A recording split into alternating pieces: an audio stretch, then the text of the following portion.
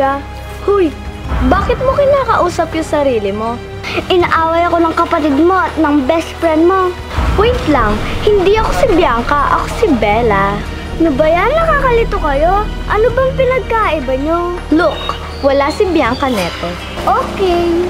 Bakit lagi kang mag-isa? Hindi ka ba sinasamahan ng mga classmate mo? Wala naman akong friend dun. Si Zach na nga lang friend ko. Inagaw pa sa akin yung Angel. Naku, kawawa ka naman pala. Wala kang friend, pinagtutulungan ka pa nila. Hala, alam ba ni Angel at ni Bianca to? Wala silang kaalam-alam. Tuluyan ng binulag ni Miss Jane sa katotohanan ang kakambal ko.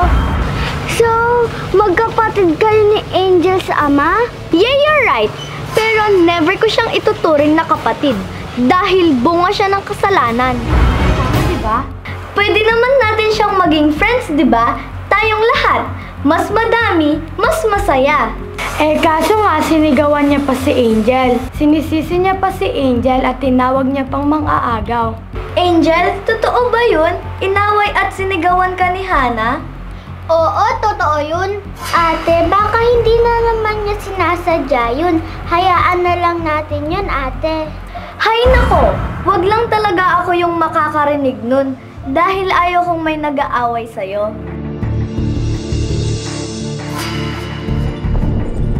Hindi to si Bella dahil nakakausap ni Hana yung kakambal ni Bianca.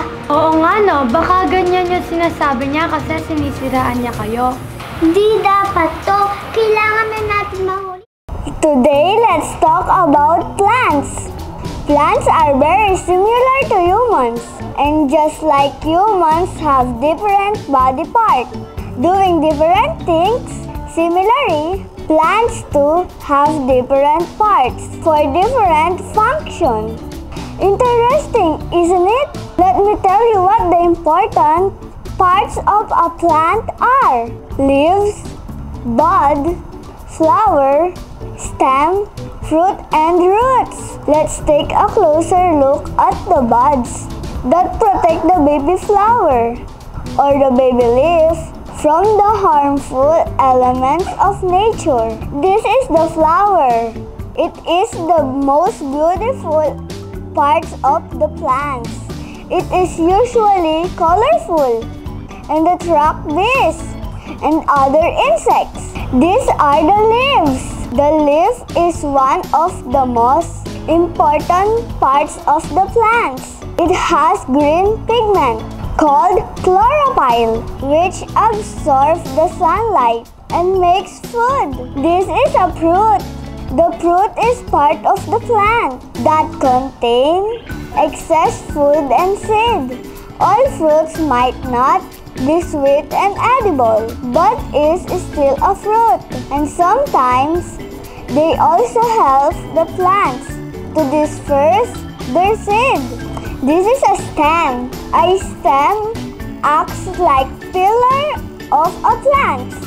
It holds the plant upright and carries water, food, and minerals to the parts of the plants from the roots. The roots help to absorb water and minerals from the soil and also act as an anchor. When the winds are too harsh, the roots make sure that the plant stays firm in the soil and doesn't get carried away. Trivia time!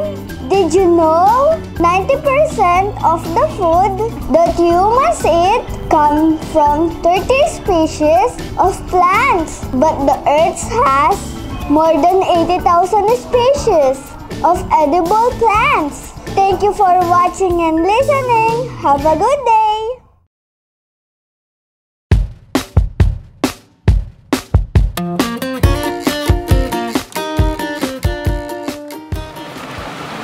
May nabalitaan na kayo sa kakambal ng Ate Bianca mo?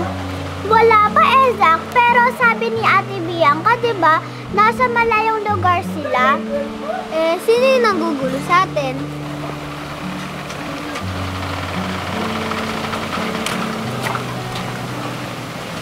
Hana, kung aawain mo lang si Angel, umalis ka na lang.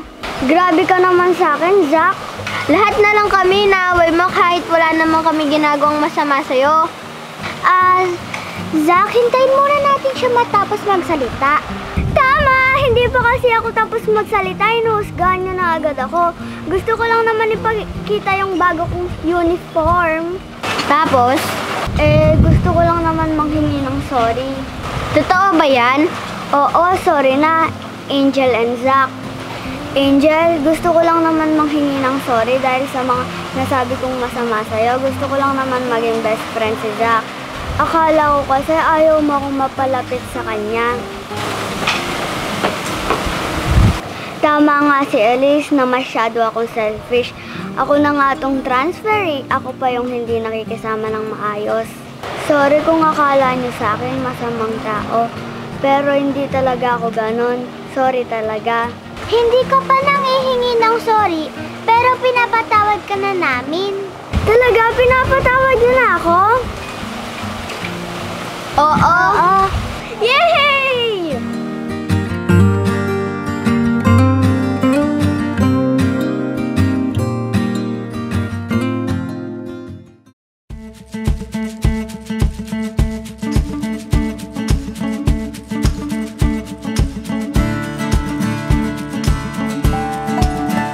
Uy, malapit na yung Christmas party natin. Sino kayang mabubunot ko sa gift? Sana si Ana para mabigyan ko siya ng anti-selos. Ako na lang magbibigay sa kanya, anti-inggit. Grabe naman kayo.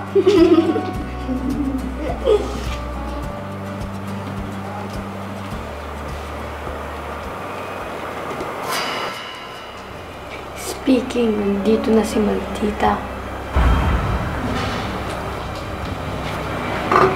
Ba't kasama niyo si Hana? Diba inaaway kayo niyan? May sasabihin daw sa inyo si Hana.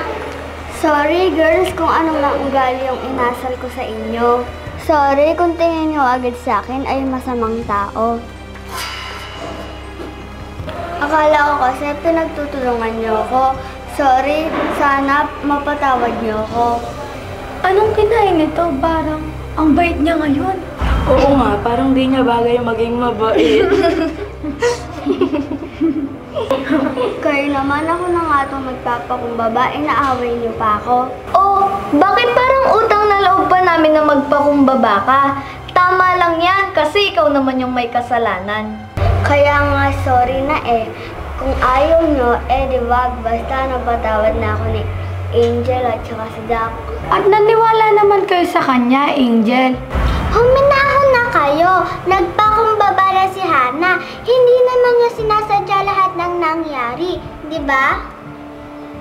Angel, ayan ka na naman sa pagiging mabait at maunawain mo. Kaya naaabuso ka eh. Ate, hindi naman. Ang gusto ko lang ay magkaayos at walang away. Tama si Angel. Hindi na daw uulitin ni Hana. Di ba? Oo, sorry. Gusto ko lang naman magkaroon ng kaibigan. Sige, kung okay na kay Zach at Angel, okay na din sa akin. Same.